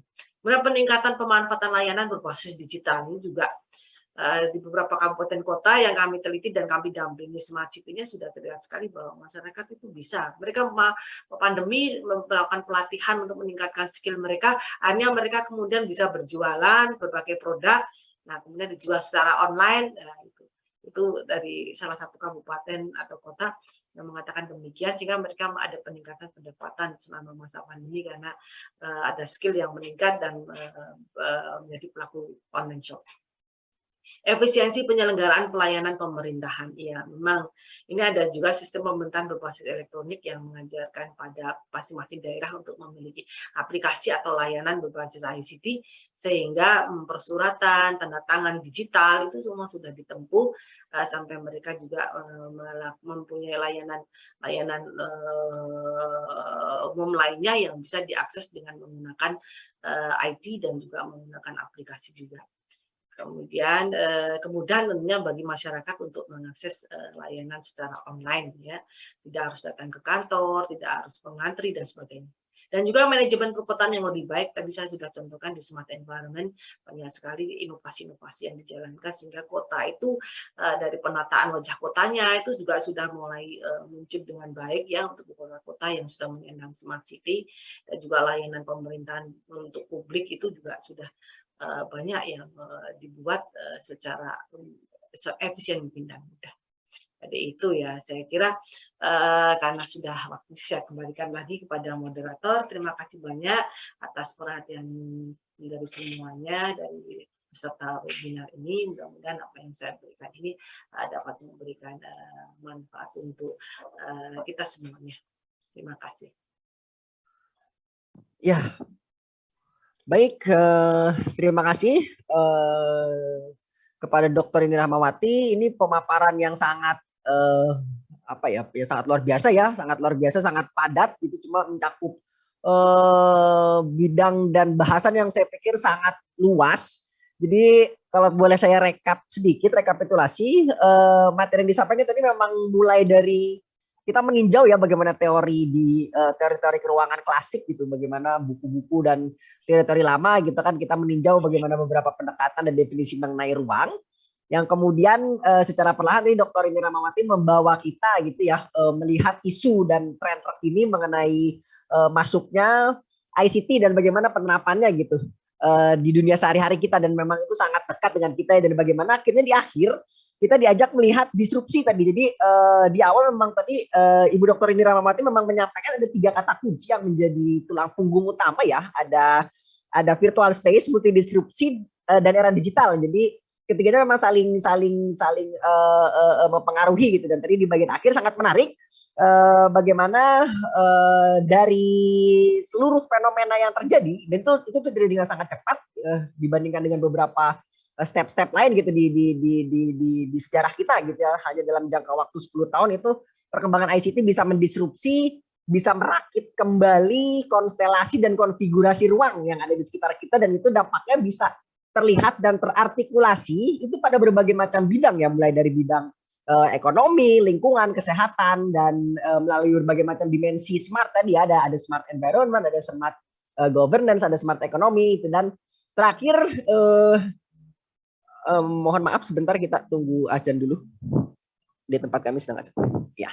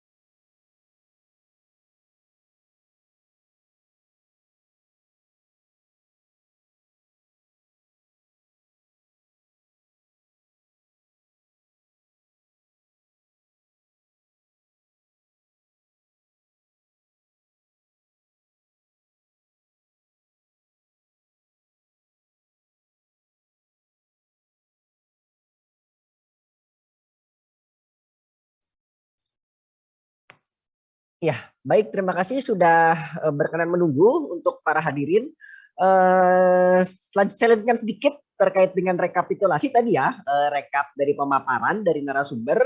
Jadi setelah tadi kita lihat bagaimana akhirnya ICT itu diterapkan dan mendisrupsi berbagai macam bidang, akhirnya dokter ini di akhir gitu menyimpulkan visinya gitu mengenai bagaimana masa depan perkotaan ya, masa depan urban itu ada transformasi digital, kemudian peningkatan literasi digital, mohon maaf, kemudian efisiensi penyelenggara pelayanan pemerintahan, kemudian kemudahan dalam mengakses layanan bagi masyarakat, hingga manajemen perkotaan yang lebih baik. Jadi itu masa depan perkotaan yang saya pikir menjadi topik yang menarik untuk kita bahas bersama gitu di sore hari ini ya. Jadi itu sedikit rekapitulasi terkait dengan pemaparan yang tadi disampaikan oleh narasumber. Baik, jadi sekarang kita masuk kepada sesi diskusi dan tanya jawab yang nanti akan mohon izin saya pandu. Untuk sesi awal ini mungkin saya buka untuk 2 pertanyaan dulu dari hadirin yang ada di ruang virtual ini itu ya. Mungkin nanti teknisnya bisa raise hand, kemudian nanti saya persilakan untuk menyampaikan pertanyaan atau nanti bisa lewat kolom chat seperti itu. Ini baik, sudah masuk 2, terima kasih. Mungkin dari yang raise hand dulu ya, biar supaya interaksi lebih enak gitu kan. Oh 2, oke. Baik, mungkin yang pertama, baik pertanyaan dari Bapak ya, Bapak Hajir Helmi Nur Salim. Kemudian dari Mbak atau Ibu, mohon maaf, ini Yustika Rani Julianti Pambudi. Baik, setelah itu mungkin ke Pak Elson Susilo. Mungkin 2 dulu dari Pak Hajir dengan Mbak atau Ibu Yustika Rani. Mohon maaf, ini bisa dipersilakan langsung on cam untuk menyampaikan pertanyaannya. Silakan Bapak. Terima kasih atas kesempatannya. Sebelumnya izinkan saya memperkenalkan diri terlebih dahulu. Perkenalkan, nama saya Hajir Helmi Nur Salim. Saya mahasiswa Prodi Sarjana Terapan Sistem Informasi Geografis Sekolah Vokasi UGM Angkatan 2021. Izin bertanya kepada narasumber yaitu Bu Rini mengenai multidisrupsi di era digital ini, yang mana tantangan yang dihadapi oleh masyarakat informasi dalam menghadapi perkembangan teknologi yang terus maju. Lalu apakah kemajuan teknologi saat ini sebanding dengan kualitas peradaban manusia yang secara keseluruhan begitu atau kebalikannya, dan tindakan apa sih yang dapat dilakukan untuk mencegah efek negatif dari perkembangan teknologi informasi dan komunikasi atau ICT ini? Apakah berpengaruh untuk masyarakat demi mendorong melakukan adanya globalisasi dan urbanisasi? Terima kasih. Baik, wah luar biasa Mas Hajir, angkatan 2021 ya, pertanyaannya cukup luar biasa ini. Kemudian mungkin lanjut dulu ke Mbak Yustika Rina. Ke Mbak Yustika Rina mungkin bisa disampaikan dulu pertanyaannya. Ya. Iya, oke. Selamat siang Bu Rini. Saya Yustika Rani, alumni PW 2013, Bu. Yang ingin saya tanyakan, sebenarnya ICT itu kalau kita mau mengukur kesuksesannya dari mana ya Bu? Misal kita ambil contoh Indonesia, apakah ketika setiap kota atau provinsi itu memiliki aplikasi atau web-based service, pelayanan basis internet, atau setiap unit pelayanan kita punya aplikasi internet, atau sebenarnya seperti apa? Kita bisa mengukur mengatakan bahwa misal di suatu daerah atau Indonesia itu dinyatakan, oh sudah sukses dalam penerapan ICT-nya. Terima kasih Bu. Baik, terima kasih Mbak Yustika Rani ya dari PW alumni angkatan 2013. Ya mungkin ini pertanyaan luar biasa sambil pemanasan nanti untuk menuju pada pertanyaan berikutnya langsung saya berikan waktu kepada Ibu Dr. Rini Rahmawati. Mungkin sedikit saya ulang pertanyaannya dari Mas Hajir ya terkait dengan apakah kemajuan sebanding dengan kualitas peradaban, kemudian bagaimana mencegah dampak negatif. Lalu kalau dari perkembangan ICT, kemudian dari Mbak Yustika Rani itu terkait dengan bagaimana mengukur kesuksesannya seperti itu, apakah dengan jumlah web-based service atau seperti apa, itu mungkin bisa langsung ditanggapi. Silakan Ibu Dr. Rini Rahmawati. Ya, baik, terima kasih Mas Hileri ya. Terima kasih juga untuk para penanya ya Mas Hajir dan Mbak Yustika Rani ya. Mas Hajir dulu, ini dari Sekolah Vokasi 2021 ya, tadi bagus ya, dampak ICT terhadap peradaban ya. Ya sebenarnya menjawabnya panjang, tetapi saya coba singkat saja. Terhadap peradaban. Nah, tadi kalau di kami itu saya menyampaikannya terkait dengan urbanisasi, the changing of lifestyle of people. Ya, bagaimana orang itu berubah cara berkomunikasinya, ya, kemudian yang lain-lainnya. Pernah mahasiswa saya itu penelitian ini, bimbingan saya penelitiannya itu di salah satu daerah di mana Ampang Jaya ya di Malaysia. Dia itu di kelompok transmigran. Bagaimana mereka menggunakan ICT itu sudah lama sekali tahunnya ini ya. Nah, ternyata ICT itu sangat membantu sekali mereka untuk lebih betah kerasa di bukan transmigran tapi orang yang bekerja di negara lain, TKW ya. Mereka menjadi lebih kerasan karena komunikasi mudah dengan saudaranya di kampung. Kita pakai video call, kalau waktu itu mungkin belum ada video call ya baru telepon-teleponan atau ya dengan menggunakan waktu itu ya sudah lama sekali ya. Nah, sekarang ada video call itu mudah sekali dan ada layanan yang misalnya WhatsApp yang kita itu tidak harus membayar mahal itu ya. Kita bisa berkomunikasi dengan saudara semuanya dari negara-negara lain atau maksudnya ketika kita berada di tempat yang lain begitu ya. Dan juga sampai ke pelosok pedesaan. Ini saya KKN itu juga seringkali temanya adalah Smart Village, bagaimana mengembangkan Smart Village. Terakhir kemarin kita itu saya mau bimbing di Blora. Nah, di Blora itu kan ya saya membimbing Smart City di sana dan pernah mendampingi dalam menyusun Master Plan Smart Village. Nah, anak-anak KKN itu sangat disayangi oleh warga setempat. Sampai ketika pulang bertangis-tangisan dan sebagainya, dan mereka itu sampai video call sepanjang jalan anak-anak itu pulang naik bis ke UGM. Coba bayangkan, masyarakat desa loh itu tuh sampai saking beratnya berpisah, itu di jalan itu berkali-kali itu video call. Tidak hanya satu orang, beberapa orang itu kan berarti memudahkan cara berkomunikasi dan mereka berjanji terus tetap berkomunikasi begitu. Nah, ada juga contoh lainnya ini ya. Kebetulan Pak Kepala Desanya itu seorang pengusaha sukses ya. Dan saya juga sangat tertarik juga ingin bisnis dalam arti menjual juga produk beliau. Nah, ternyata produk beliau itu sudah banyak ini kayak kayu jati itu ya. Kayu jati dan kayu bukan jati dibuat ornamen dan sebagainya, souvenir dan sebagainya, bangku dan sebagainya. Itu sudah diekspor ke para pembelinya dari Eropa, dari negara-negara lain begitu. Nah, itu cara mengirimkannya, Ibu, saya punya kenang-kenangan untuk Ibu. Di foto produknya itu. Ini kenang-kenangannya. Nah, itu masyarakat di desa ini Mas Hajir nih ya, produknya. Dan saya lihat Instagramnya itu juga bagus sekali yang dikelola oleh keluarganya itu Instagramnya itu untuk menampilkan produk yang dijual. Itu di desa Kemiri itu ya. Kemiri saya sebut desanya ya, nggak apa-apa, di Kecamatan Blora. Maksudnya yang kita coba kembangkan Smart Village di sana gitu.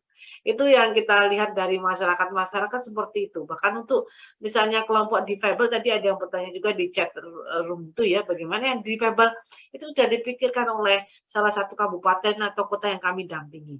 Bagaimana agar supaya layanan yang ada itu mendekatkan kepada yang kelompok punya keterbatasan khusus, sehingga mereka tidak perlu mobile bergerak mendatangi ke tempat layanan, cukup mengakses dari jauh. Nah, itu sudah dipikirkan juga.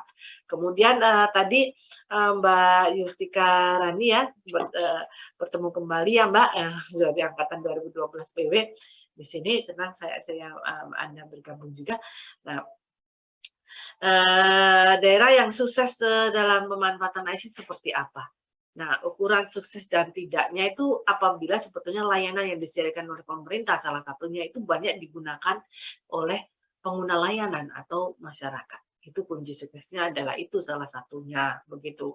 Tapi sering saya tanyakan, Pak, Bu, punya berapa aplikasi di sini? Mereka menyampaikan ada yang di salah satu kabupaten menyampaikan 63. Nah, yang sudah berjalan dimanfaatkan baru 13, Bu. Nah, itu mungkin juga bisa ukuran kunci sukses. Yang lainnya gimana? Didesain tapi kemudian tidak bisa terimplementasikan dengan baik, begitu.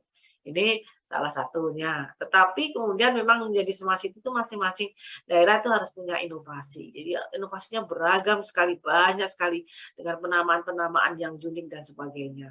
Nah, kemudian saya kira kunci sukses yang lainnya tergantung juga pada visi dari wali kota atau kepala daerah.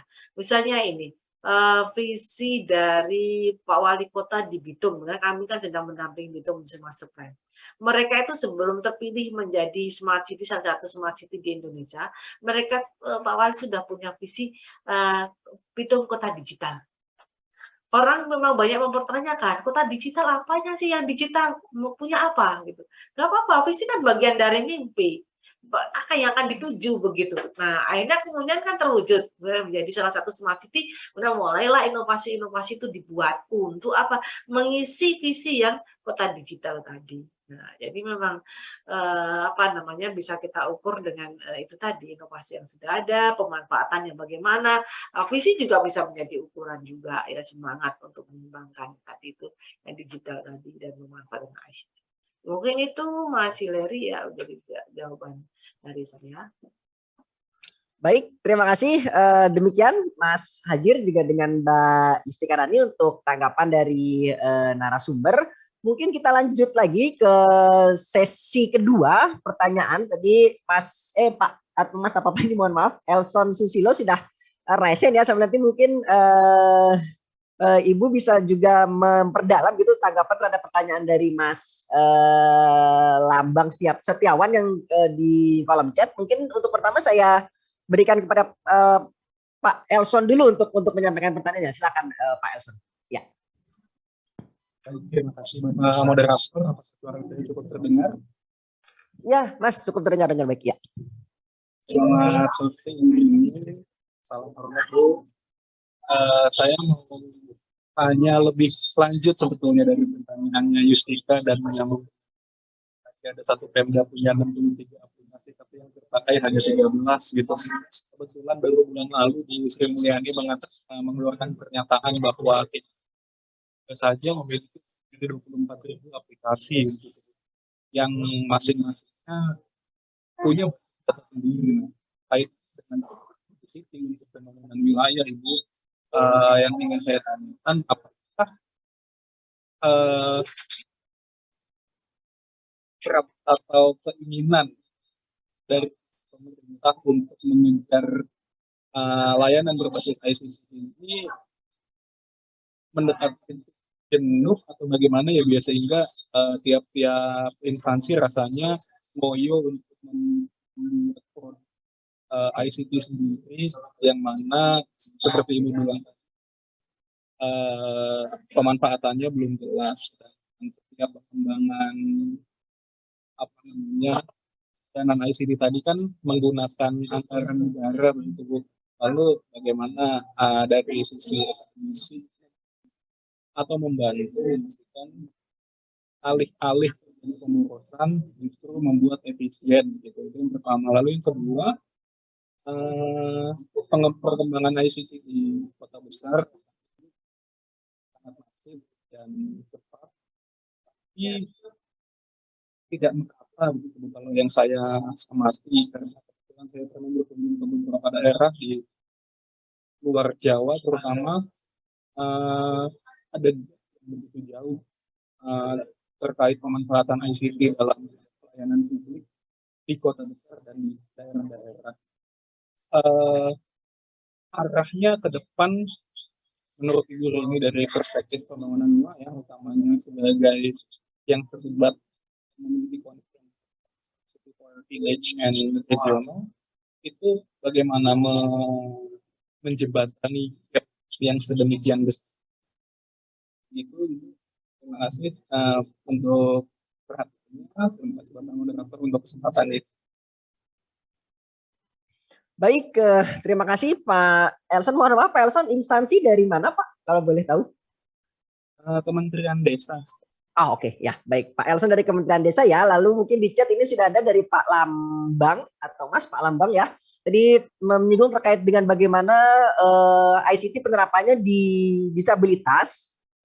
Lalu bagaimana mendukung inklusivitasnya seperti itu. Apakah sudah atau belum? Jika belum, itu apa yang menjadi kendala gitu. Tadi mungkin bisa diperdalam, mohon diperdalam untuk pertanyaan dari Pak Lambang di kolom chat, Ibu Dr. Mi. Kemudian tadi pertanyaan dari Pak Elson, mungkin sedikit saya review, sedikit saya ulang, saya ringkas.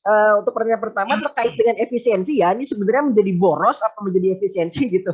Karena ada 24.000 aplikasi pemerintah. Betul, ini kemarin sempat viral juga ya kebijakannya tanggapan dari Bu Sri Mulyani, itu menarik pertanyaannya.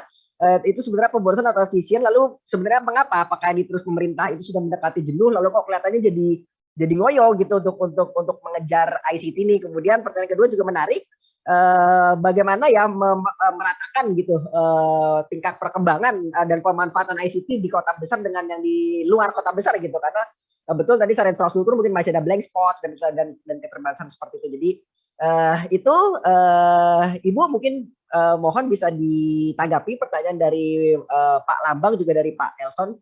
Waktu dan tempat saya persilakan. Terima kasih. Ya, baik. Terima kasih Mas Hileri. Tadi sudah banyak yang bertanya ya. Yang pertama ini yang putaran kedua ini ada Elson. Selamat sore Mas Elson. Terima kasih ya sudah bergabung Mas Elson ini Mas Hileri, alumni PW juga. Angkatannya berapa Mas? 2000 berapa? 2012 itu. 12. Iya. Nah, tapi sekarang di Kemendesa ya. Selamat ya. Nanti kita tunggu ceritanya ini di Kemendesa ya. Ya, jenuh ya. Tadi ada gimana kalau jenuh gitu. Ya, memang di riset kami awal sekali di tahun berapa ya? 2009. Itu ada yang nggak mau pakai fasilitas online banking gitu ya, e-banking itu ada yang nggak mau.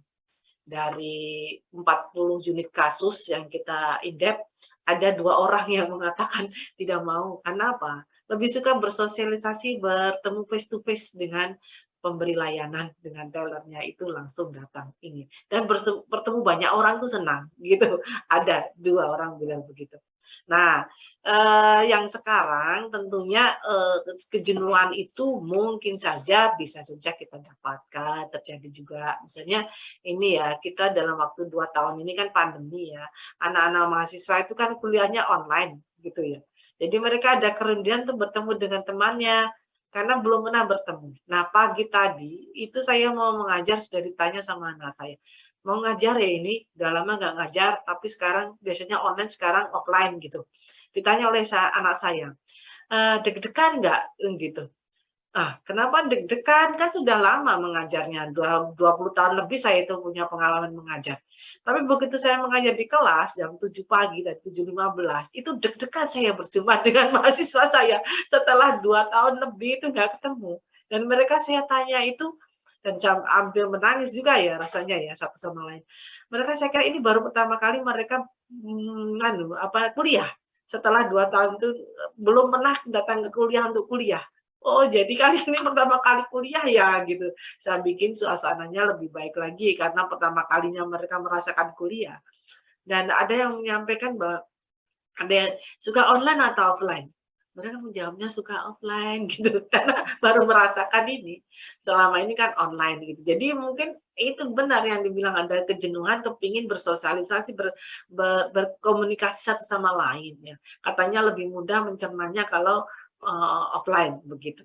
Tapi di sebagian orang yang mobilitasnya sangat tinggi nih, Mas Elson, misalnya kalau boleh saya mencontohkan dari saya sendiri ya, kadang dalam satu waktu itu kan kita punya kegiatan banyak itu dalam satu hari, bertampalan, banyak sekali. Untuk berlari ke sana kemari gitu kan nggak efisien tuh waktunya. Tapi begitu kita pegang laptop, kemudian kita ada beberapa kegiatan yang dilakukan bersamaan dari tempat yang berbeda juga ini ya. Saya di tempat yang lain misalnya ya, di negara lain atau di pulau lain gitu, bisa melayani mahasiswa, bisa mengajar, bisa berkegiatan yang lain, dan itu lebih mudah begitu ya. Dan memang mengajarnya itu dulu sebelum semua sistemnya online, kita sudah diberikan sistem dan saya sudah mulai mengajarkan secara online juga. Di kereta api, sudah kita ajarkan di bandara, sebelum semuanya dikenalkan dengan cara online karena pandemi. Kita sudah melakukan itu ya, saya sendiri sudah melakukan itu. Berpidato dari negara yang lain untuk membuka acara mahasiswa gitu, juga sudah dilakukan sebelum semuanya menjadi sudah terbiasa, orang-orang terbiasa menggunakan cara online itu. Jadi bagi sebagian orang tentunya ini adalah menarik, mungkin Mas Elson juga merasakan juga ya, oh ini menarik. Tapi kita menemukan juga kasus per kasus yang ada titik jenuh, ada ini dan sebagainya. Jadi memang sangat bervariasi ya. Nanti coba ada penelitian yang menyatakan negara mana yang orang-orangnya lebih suka menggunakan cara online. Mungkin kalau kita di Indonesia kan senang berkomunikasi satu sama lain, senang bertemu, ada kerabatan dengan orang lain, datang dan sebagainya. Mungkin kita bandingkan dengan negara maju yang lainnya yang mungkin sangat terbatas dalam hal itu tadi ya, individualistisnya itu lebih besar ya, misalnya sebagai penduduk kota. Mereka tidak banyak suka bicara atau bertemu hanya untuk hal-hal yang tidak penting misalnya, atau ya kalau ya maaf bukannya saya menganggap bahwa apa yang kita lakukan tidak penting, bukan, tapi kita bisa lakukan riset ya Mas Wilson ya.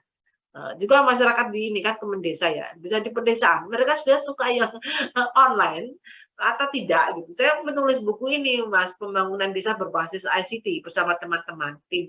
Nanti bisa Mas Wilson kita kirimi bukunya ya. Di Kemen Desa itu banyak sekali loh layanan pembangunan desa berbasis ICT-nya, itu desa online, BUMDes, kemudian sistem informasi desa dan sebagainya. Itu harus dikenalkan pada yang lain agar supaya oh ternyata luar biasa juga punya pembangunan desa berbasis ICT dengan sistem aplikasi dan sebagainya, sistem informasi dan aplikasi gitu ya. Semua sudah bergerak menuju ke sana. Nah, nanti kita tinggal riset aja ya. Oh, apakah masyarakat pedesaan mereka itu jenuh atau tidak mau menggunakan ICT. Nah, riset saya yang lain branchless banking ini, Mas Elson dan Bapak Ibu semuanya, teman-teman. Branchless banking itu sangat membantu sekali. Jadi mereka jadi agen, ada trust, sehingga penduduk masyarakat yang lainnya ya membayar cicilan di situ, beli pulsa di situ, bayar listrik di situ. Tempat tetangganya yang jadi agen, itu branchless banking itu. Di pedesaan jauh sekali di Kulon Progo sana, kami ke Samigaluh, ternyata itu efektif. Daripada mereka harus datang ke kantor bank atau ATM kan nggak ada di sana ya gitu, jarang gitu. Karena yang dilayani kurang dari sisi threshold-nya gitu ya, jumlah penduduknya. Nah, itu menarik, mari kita jawab semuanya dari riset ya. Sepanjang kalau saya punya pengalaman ya saya share di sini. Kemudian ya, ini gap itu ya. Gap saya kira pelan-pelan juga sudah teratasi karena memang layanan-layanan pemerintahan itu di tiap tiap balai desa itu saya bilang begini, Pak, ini kalau layanannya mau dibuat berbasis ICT atau online, silakan kita fasilitasi, Bapak Ibu fasilitasi yang di desa-desa yang tidak memungkinkan masyarakat pedesaan untuk mengakses, mereka bisa menggunakannya di balai desa. Nanti dibantu staf di balai desa. Kalau di India mereka katakan kok ada kios. Jadi kios itu untuk menjembatani yang nggak bisa internetan, nggak bisa komputeran dan sebagainya. Kalau di Portugal itu mitra saya mengatakan mereka ada mobil yang datang ke lansia-lansia ngajari bagaimana membuka internet, bagaimana mengakses layanan. Itu bagus sebetulnya, itu kan gap. Juga termasuk tadi yang disampaikan oleh Mas Lambang. Mas Lambang ini dari jauh ini ya, ini alumni kita juga Mas Hilary. Beliau ini sekolah di Melbourne kayaknya. Ya Mas Lambang ya, Melbourne University itu.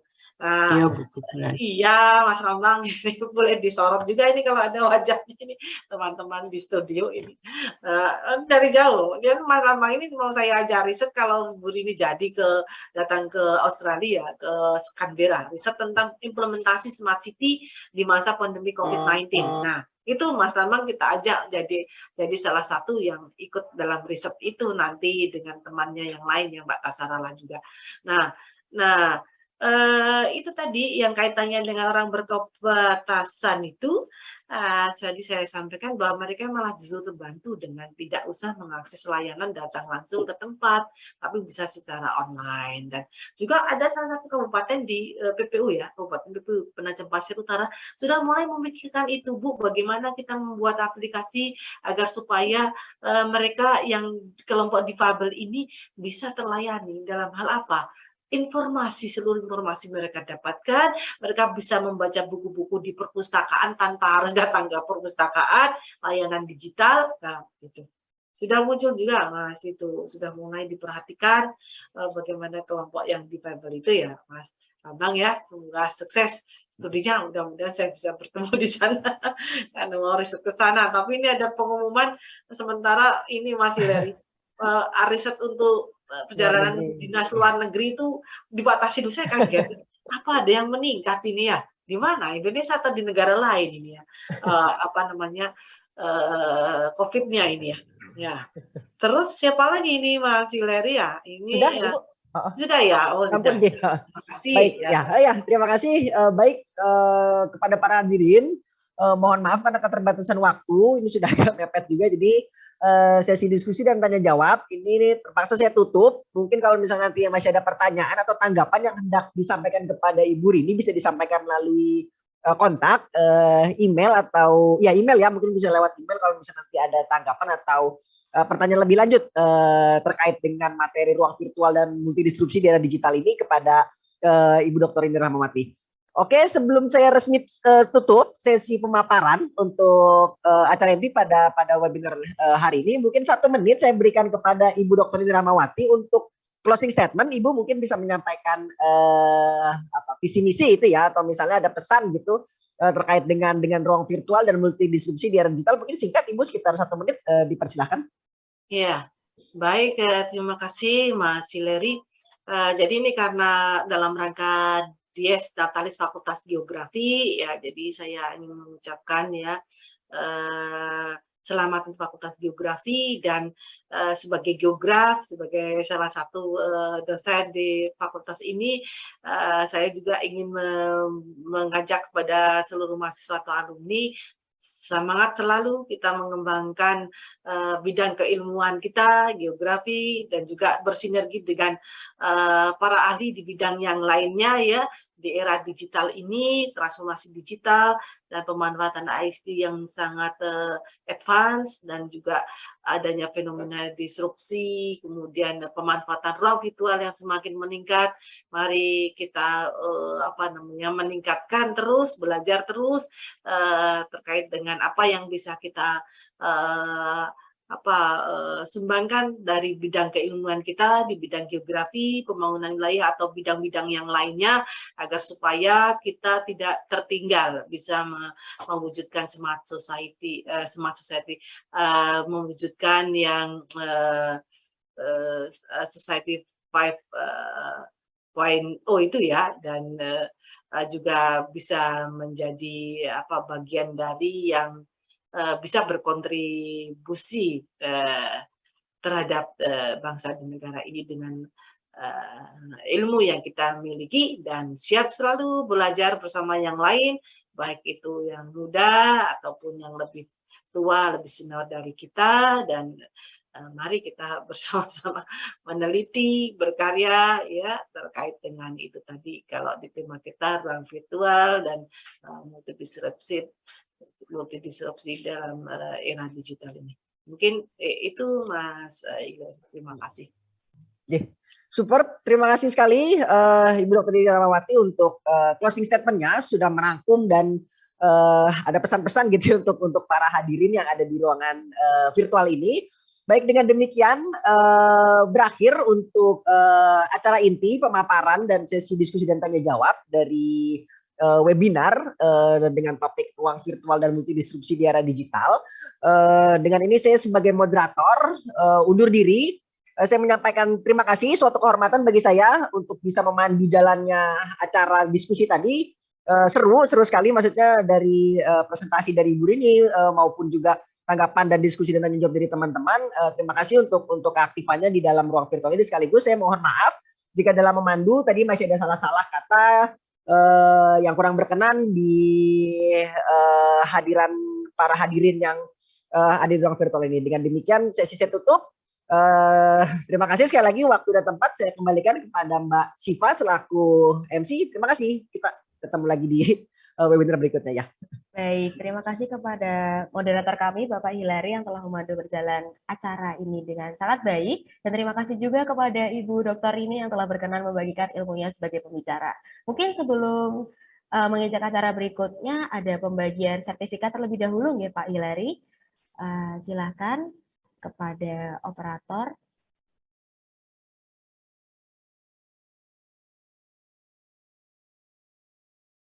Bu Rini sudah bersedia jadi bicara lagi. Ya, terima kasih sudah langsung jadi Jadi, sertifikatnya. dan ada bingkisan juga Bu dari panitia. Terima Ini kasih semoga banyak, bermanfaat Bu. Pak. Layaknya ilmu yang Ibu Rini berikan pada kami, insya Allah bermanfaat pada kami. Semoga hadiahnya juga bermanfaat juga buat Ya, Bu Rini. terima kasih Pak Nova. Ya, terus sangat. Terima kasih semuanya. Baik, terima kasih kepada Ibu Dokter ini yang telah berkenan membagikan ilmunya sebagai pembicara. Ya, hadirin sekalian, acara selanjutnya seperti yang sudah disampaikan pada awal webinar tadi, bahwa di akhir acara ada pembagian door prize yang sangat menarik nih untuk para peserta. Karena sudah ada 2 tumbler LED yang dibagikan siang ini untuk 2 peserta yang dapat menjawab pertanyaan dari MC. Ayo, siapa nih yang sudah tidak sabar untuk mendapatkan door prize? Boleh ramaikan dulu di kolom komentar ya. Saya mungkin bisa komentar dulu nih yang ingin mendapatkan door prize supaya lebih rame. Oke, nanti setelah pertanyaannya dibacakan, para peserta yang ingin menjawab dapat mengaktifkan fitur raise hand terlebih dahulu. Lalu setelah dipersilahkan oleh MC, peserta yang dipanggil nanti dapat langsung menjawab pertanyaannya dengan on mikrofon dan juga on kamera. Oke, wah ini sudah ada yang komentar ya. Siap. Mungkin langsung saja, supaya tidak terlalu lama, saya akan membacakan pertanyaan pertama dulu. Nanti yang bisa menjawab pertanyaan pertama ini akan mendapatkan 1 tumbler LED dari Panitia Dis Natalis ke-59 Fakultas Geografi. Pertanyaan pertama, pada tanggal berapakah Fakultas Geografi didirikan? Monggo, Bapak, Ibu. Ini kalau nggak ada yang menjawab, MC-nya nanti menjawab ya. Silakan bisa raise hand terlebih dahulu. Oke, ini sudah ada Kak Lestari Septiarani. Silakan untuk on cam dan on mic ya. Kira-kira tanggal berapa nih Fakultas Geografi didirikan? Monggo. Izin menjawab, Fakultas Geografi itu didirikan tanggal 1 September tahun 1963.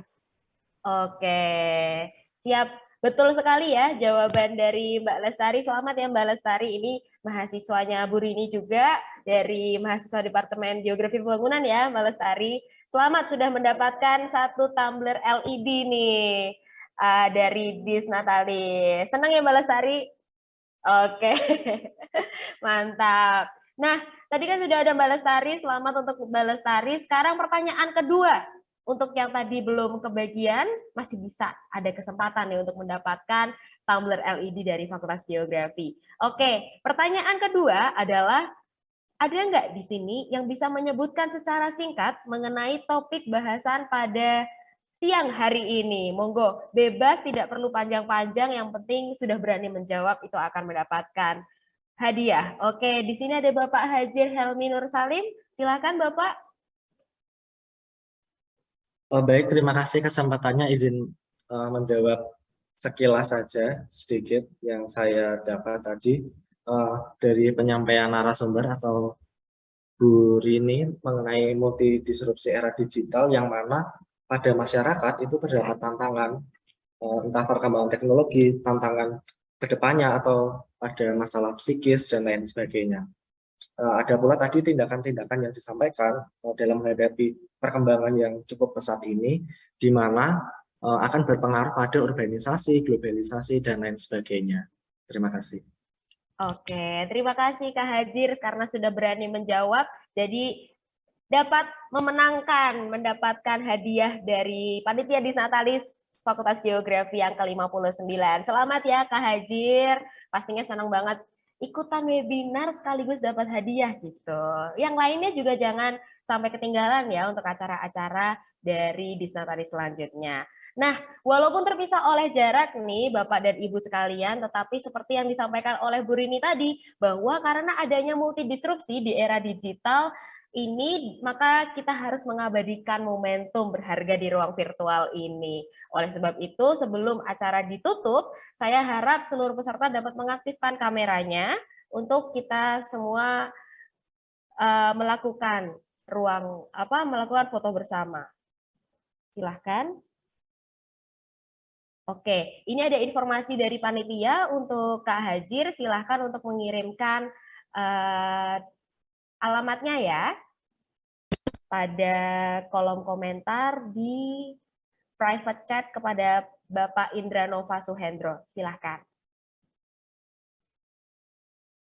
Oke, untuk yang lain masih ditunggu. Bisa melakukan on kamera karena sebentar lagi kita akan foto bersama. Foto bersama akan dilakukan secara daring, nanti akan di-capture oleh operator yang akan dipandu oleh saya sebagai MC. Lalu sesi foto nanti akan dilakukan sebanyak jumlah page yang ada. Masih ditunggu teman-teman ya. Sekitar sesi foto bersama ini akan dimulai sebentar lagi. Apabila sudah siap semuanya, nanti akan kami mulai sesi dokumentasinya. 2 page ya. Oke. Baik, apakah operator sudah siap? Sudah, aman. Oke, kita akan memulai sesi dokumentasinya. Jangan lupa senyum semuanya. 1, 2, 3. Oke. Sekali lagi mungkin untuk page yang kedua. 1, 2, 3. Baik, terima kasih kepada operator dan terima kasih kepada seluruh peserta yang telah bersedia on kamera untuk foto bersama. Wah, menarik sekali ya pastinya tadi acara dari siang hingga sore hari ini.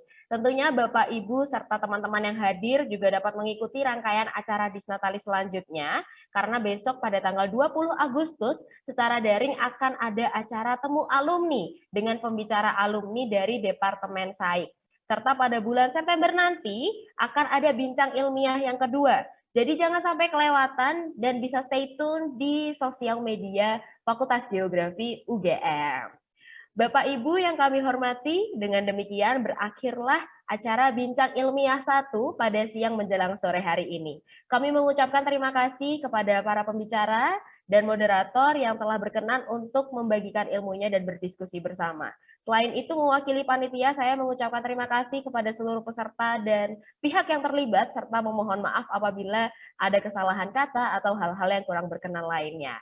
Sebagai penutup, mungkin tidak seru rasanya ya kalau tidak ada pantun Bapak Ibu sekalian. Mungkin bisa diramaikan di kolom komentar, ada cakep-cakepnya ya. Oke, pergi ke kota bersama Bu Rini. Cakep. Di tengah jalan bertemu Pak Hilary. Cakep. Cukup sekian bincang ilmiah hari ini. Sampai ketemu lagi di lain hari. Saya Syifa Hana sebagai MC pada Bincang Ilmiah 1 pamit undur diri. Wassalamualaikum warahmatullahi wabarakatuh. Terima kasih Bapak